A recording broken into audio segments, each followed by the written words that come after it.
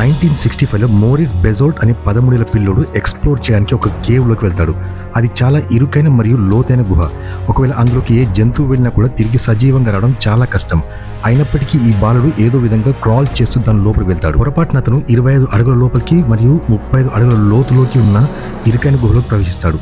అక్కడ చేతులు కదపడం కాదు కదా, ఊపిరి పీల్చుకోవడం కూడా కష్టమైపోతుంది. అంతేకాకుండా లోపలంతా చీకటిగా ఉండడం వల్ల అతను ముందు ఏముందో కూడా అతను కనపడదు. చాలా చిన్న గుహ అయినందున షార్ప్గా ఉండే చిన్న చిన్న రాళ్ళు అతని శరీరానికి రాసుకుపోయి దెబ్బతీస్తాయి. అయినప్పటికీ దాని నుండి బయటపడడానికి ముందుకు దారి ఉందేమని అతను ముందుకు కదులుతుంటాడు. కానీ అతను అనుకుంటూ జరగదు. అలా కొద్ది దూరం ముందుకు కదలక అక్కడ ఆ గుహ డెడ్ ఎండ్ అయిపోతుంది. అతనిది గ్రహించేలోపు చాలా ఆలస్యం అయిపోతుంది.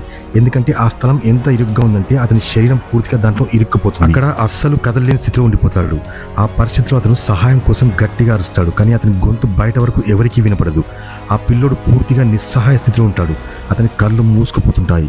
ఆ గుహ బయట ఎవరికి కూడా అందులో ఒక పిల్లోడు చిక్కుకుపడిన సంగతి తెలియదు.